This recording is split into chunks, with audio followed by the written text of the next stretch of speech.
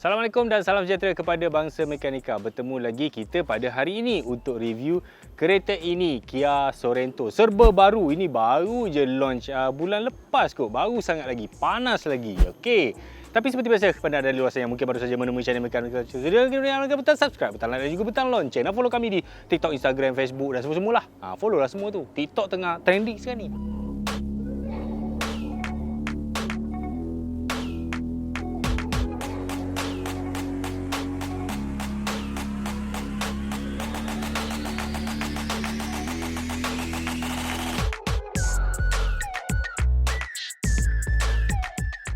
Kalau anda perasan, reka bentuk kereta-kereta Korea, khasnya Kia dan juga Hyundai memang sangat luar biasa dan lain daripada kebiasaan. Maksudnya mainstream dalam industri biasa dia akan ikut saja trend-trend pembuatan ataupun desain kereta. Tapi Kia ni, kalau kita tengok kereta-kereta dia lately dalam 4-5 tahun kebelakangan ni memang sangat lain, sangat-sangat luar biasa bentuk dia, sangat-sangat berani. Itu yang masuk kat Malaysia. Yang tak masuk kat Malaysia, contohnya tengok macam Kia Soul. Bentuk macam tu pun dia berani buat. Jadi Kia dan Hyundai ni kumpulan automotif moden yang saya rasa dia sangat berani untuk merevolusikan reka bentuk pada kereta-kereta biasa. Bukan kereta sport pun, kereta-kereta yang passenger car. Bayangkan bentuk-bentuk depan tengok dengan gelembung macam ni. Even cermin tu nampak dia potong dekat bahagian tengah. Sebenarnya untuk membuat desain-desain macam ni, selain daripada complicated, dia juga adalah costly, lebih mahal. Nak buat stamping ni, nak buat molding, yang nak buat part-part bersambung. Sedangkan part ni tak perlu pun. Part ni tak patut wujud pun. Dia boleh sekalikan je dengan bahagian hood atau bahagian-bahagian yang lain. Tapi dia nak kereta tu nampak lain daripada yang lain.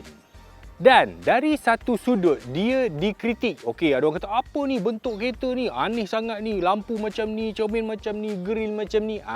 Jadi untuk orang yang selalu komplain ni, komen ni, orang yang sama juga, saya ulam. Jadi orang-orang yang sama juga bila kereta tu keluar biasa, sama je macam sebelum ni, sama je macam Honda, sama macam BMW.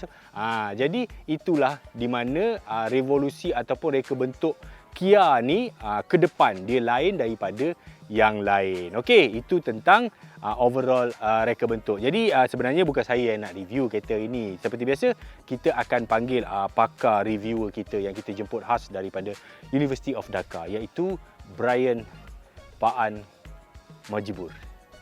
Kebiasaan desain lampu, Brian. Lampu moden biasa normal lah dia pakai LED, tapi dia biasanya dia ada built-in DRL kalau dia nak buat DRL. Kalau tak dia letak kat bawah. Ataupun kalau dia nak jimatkan kos, dia gunakan external DRL. Dia panggil DRL juga, dia letak dekat bawah, kat bumper, dekat fog lamp kan. Saya kalau macam tu, sorry saya kacau abang. Saya rasa itu desain orang malas. Saya rasa desain orang malas. Ini pula saya rasa desain orang terlebih rajin. Okey. Jadi dia punya DRL, dia kenapa dia tidak masukkan saja dengan dalam lampu ni, dia desainkan semula lampu ni jadi besar sikit dan itu lebih murah sebenarnya untuk buat satu molding. Jadi ni terpaksa buat dua acuan yang berbeza. Ya. Saya rasa dia ada falsafah di sebalik desain lampu ni, Apa tu? Tiger Eyeline. Johnny lah. Lebih kurang Johnny lah. Dan Tiger Eyeline ni juga dia bersambung dengan glossy grill Tiger Nose. Dan desain-desain ni menjadikan elemen tu pada Kia tu ada elemen yang tersendiri dan nampak mahal. Dan kalau abang tengok dekat bawah ni juga, dia ada fog lamp. Fog lamp dia juga desain dia ikut grill dekat bawah. Dia tak ada tiba-tiba dia keluar benda lain. Benda tu nampak macam tersembunyi. Memang. Jadi maksudnya dari segi bahagian depan ni dia bermula dengan design language Tiger Grill dia. Tiger Nose apa? Tiger Nose. Tiger Nose. Tiger jadi Eyeline. Tiger Eyeline tu. Jadi daripada situ dia cuba untuk blendkan semua supaya ikut balik design language tu dengan DRL dia, dengan lampu dia, dengan even sekecil-kecil fog lamp dia nak bagi sama balik supaya masuk. Maksudnya design tu memang dibuat daripada awal, bukan kemudian department aksesori yang pergi buat fog lamp. Dan DRL ini juga kalau kita buka signal dan DRL ni akan bertukar menjadi signal. Dan kalau daripada jauh orang akan bertukar, kereta ni Land Rover ke Kia? Sebab design language ni macam Land Rover. Kalau kita tengok kat belakang pula dah bukan macam Kia, bukan macam Land Rover, macam American. Sebab kalau kita tengok lampu belakang dia dengan dua ketul warna merah tu, orang nampak macam Betul, dia macam Cadillac, ya, macam yang baru nak GMC sebut, kan, jadi betul, bang. kotak-kotak empat segi kotak-kotak. kan, bergaris-garis gitu Lepas kan. tu kita tanya, mana lampu signal dia? Sebab dua-dua warna merah. Itu peliknya. Bila kita buka lampu signal, warna merah tadi dia tukar warna oranye. Saya pun tak tahu macam mana dia buat. Memang agak cantik Ya, agak dia unik cuba untuk buat memang lain daripada Lain, orang lain. bang. Dia tak Memang nak lain. sama langsung dengan apa-apa manufacturer yang buat kereta ada dalam pasaran kan. betul. Dahsyat kan. Dahsyat.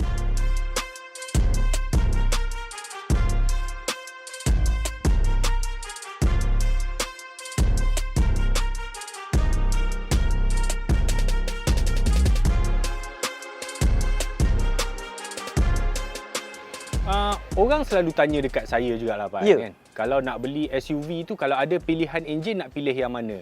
Untuk SUV, kalau ada pilihan diesel, ambil diesel. Betul. Sebab SUV ni dia berat, dia memerlukan tork bawah. Dan bila kita ambil diesel turbo, biasanya tork bawah tu cepat sampai. Dan diesel bonus dia memang dia jimat minyak. Betul. Untuk diesel. Kalau ada pilihan 2.5 turbo, 3.0 turbo, ambil lah yang tu kalau anda tak ada masalah nak isi minyak. Jadi diesel minyak murah dan juga dia perjalanan dia lebih jauh. Jadi kenderaan-kenderaan macam ni berat dia bukan biasa-biasalah. Almost biasa dekat-dekat 2 tan, dah 7 seater, tinggi, rim 19, tayar high profile kan. Memang logik dia memang macam tu. Dia akan kuat makan minyak kecuali anda pakai kereta elektrik lah. Okey, sambung. Kereta ni betul betul abang cakap lebih kurang 1900 kg. Termasuk sistem all-wheel drive, termasuk juga dengan enjin 2.2 turbo diesel Smart Stream. Smart Stream. Okey, enjin ni walaupun turbo diesel, tapi blok dia kalau kita compare dengan enjin lama Kia Hyundai, blok dia blok aluminium. Aluminium. Ya, dan blok ini mengurangkan berat sebanyak 38 kilo. Dan bayangkan betapa rajinnya Hyundai dia buat 1.5 turbo diesel, 1.6, 2.0, 2.2, 3.0. Oh. Memang dia terlebih rajin ni, bang. Jadi untuk pasaran Malaysia dia cuma masuk yang ini Masuk sajalah. yang ini. 2.2 diesel turbo saja. Dia menghasilkan lebih kurang 199 kuasa kuda dan 440 Nm torque pada 1750 RPM. Saya rasa dia orang yang buat 2.2 diesel turbo ni macam dah pakat-pakat semua kan. Jadi Mazda pun macam tu juga nombor dia kan. Okey.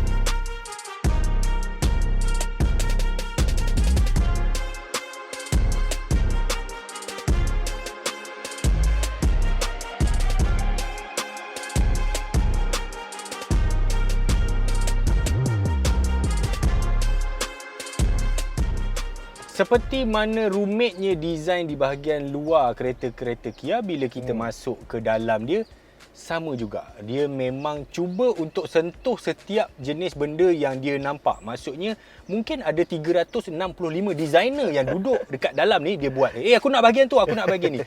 Cuba bayang, Brian. Ya. Sampai ke sekecil-kecil atas panel pintu, ni benda ni tak payah ni. Dia tetap juga nak buat texture. Kalau abang nak tahu, tekstur tu waktu malam, dia menyala. Oh, dia ada lampu belakang ni. Memang nampak cantik, nampak mewah abang. Jadi complicated nak buat door trim je. Dengan dia punya handle besar macam ni, ada satu line, ada lagi satu kerum kat sini, jahit pula kat sini. Jahit kan? dekat sini. Jadi macam ini memang kita terasa kereta ni mahal lah. Terasa Abang memang sebut pasal complicated. Abang tengok corong aircon dia. Ada satu untuk bawah ni, untuk kita. Yang ni untuk orang belakang pula. Tapi orang belakang pun ada lagi aircon. Ada lagi aircon dekat bawah. Ini mungkin untuk kontol abang beras. Ada bawah ni pun ada lagi. Ada bang. Memang sangat-sangat. Memang terlebih rajin lah dia orang ni. And then sebab kereta ni dia all wheel drive, 2.2 turbo diesel, abang dapat terrain control. Maksudnya kita boleh kontrol kalau kita nak lalu atas salji, atas lumpur, atas pasir, tak ada masalah. Tapi sistem dia agak magic sebab kalau dia detect kita off road, automatik dia bertukar all wheel drive. Dan kita boleh pilihlah sama ada kita nak guna comfort, sport ataupun smart. So dia punya driving mode lah dekat sini kan. Jadi dia punya meter memang full LED. Meter dia lebih kurang 12 inci LED dan untuk sistem multimedia dia lebih kurang 10 inci bang. Memang kalau dulu kita tengok pelik juga design ni kan. Tapi lama-lama saya dah tengok dekat Kia Carnival, lama-lama dah biasa design ni. Cuma kita boleh terima. Ya. Saya ada sedikit yang saya rasa saya boleh komplain sikit lah. Kenapa, Pak? Saya rasa butang-butang ni dia agak sedikit cacat. Dia tak sepatutnya duduk macam ni. Habis tu? Saya rasa butang ni patut duduk dalam skrin. Sebab aircon dia dah duduk dekat luar, mungkin dia guna satu volume saja dekat sini sebab butang ni dia tak nampak penuhkan skrin ni. Patut skrin ni kena kosong. Bahagian atas ni kena kosong. Boleh Kan? jadi. Sebab bawah ni dah banyak benda, tak tahulah, itu preference saya lah. Kalau saya cakap pun belum tentu dia nak buat juga kan. Dia dah tahu saya tak mampu beli. Tapi kereta ni overall dalam dia saya rasa sangat cozy, sangat modern tapi tidak kelam kabut sangat. Betul. Dan kalau kita tutup cermin ni, kita tak akan dengar bunyi enjin langsung. Itu memang best. Bau.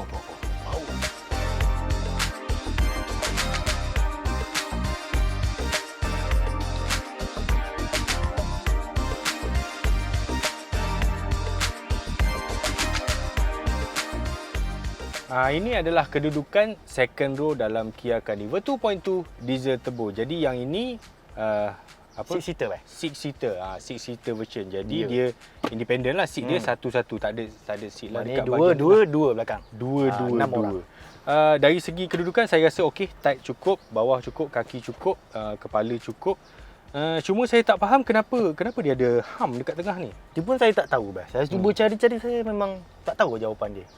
Jadi dia agak merugikan lah dia tengah, unless kalau dia letak konsol or something dekat sini kan. Tapi kedudukan saya rasa kalau untuk orang yang duduk belakang untuk jalan jauh memang selesa, walaupun pada visualnya anda nampak seat ni tinggi. Saya pun masuk tadi saya tinggi, tapi bila dah duduk okey, it's okay.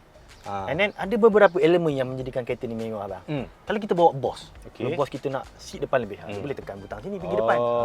Okay. And then dia boleh charge handphone kat sini. Bila charge handphone boleh letak sini. Ada poket lagi kat tepi ni. Ada armrest. Ada blind. Ada blind lagi. Dekat belakang tu pula, kalau kita guna 6 orang, kita dapat lebih kurang 187 liter ruang kargo. Kalau kita lipat macam ni, kita dapat 660 liter. Besar. Kalau kita lipat semua kat belakang, kita dapat 2,200 lah. Puas hati. Jadi memang saya rasa memang sesuai dari segi space, dari segi kedudukan apa semua. Kalau nak pakai sebuah kereta pun, nak pakai hari-hari boleh, nak balik kampung pun boleh. Nak pakai hari-hari diesel okey. Diesel memang jimat. Betul. Memang saya berani jamin lah. Betul. Mantap. Bau.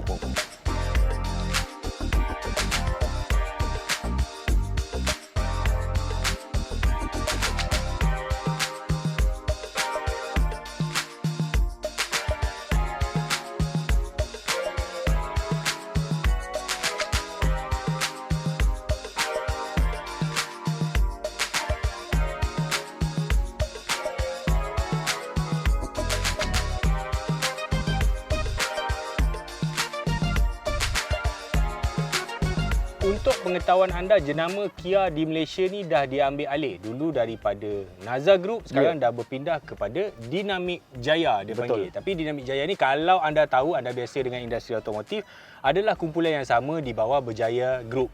Dia ada Bermas dalam tu, ada Mazda, ada Peugeot semua dalam tu. Jadi seperti juga kereta-kereta yang dijual di bawah Bermas, dia tak nak pening kepala, biasanya dia bawa yang high spec. Lepas tu dia package yang semua dengan service free, warranty apa-apa semua kan. That's why harga dia sedikit tinggi berbanding dengan jenama yang lain. Jadi jenama-jenama bawah Bermas juga sebenarnya tidak murah pun. Dia tak bagi diskaun pun. Betul. Jarang ada diskaun. Tapi kita kena ingat, dia dapat 5 tahun jaminan. 5 tahun free service. Ya. Jadi so kita tak payah nak fikir dalam masa 5 tahun tu.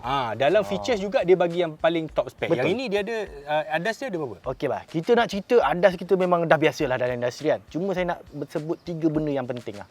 Satu kan, dia ada blind spot. Okey, blind spot dia kalau kita bagi signal, dia akan fit video dalam kita punya kamera, dalam kita punya meter bang. Ya, jadi kita tak perlu telik ke sana. Tak perlu. Bagi signal kiri kita dah nampak ada objek dekat bahagian belakang. Bijak. Pada masa sama, kalau ada kereta tu, benda tu akan timbul ataupun pop up dalam kita punya head up display. Oh, mantap. Dan bijak. Kalau kita nak nampak juga, itu Ativa Pregi kita nak himpit kan. Kita nak masuk.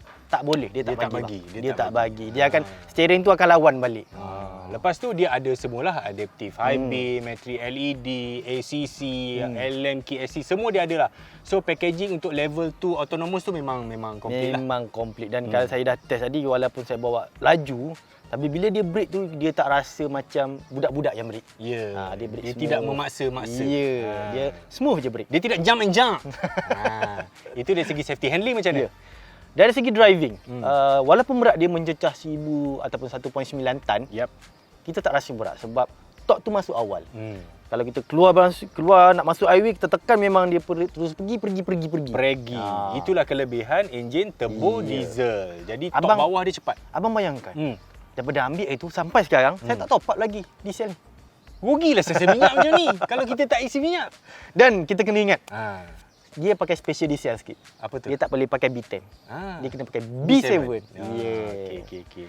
And then kalau dalam keadaan normal, saya boleh dapat lebih kurang 13 km per liter. And then kalau kita bawa relax-relax, saya rasa 900 km per tank ataupun 1000 km per tank itu possible.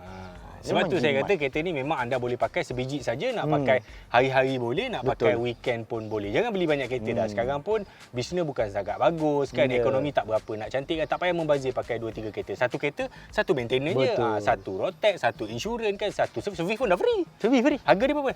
Harga dia lebih kurang 255,000. Mak ai. Ah. Tidaklah murah Tidak juga. murah. Walaupun dia CKD.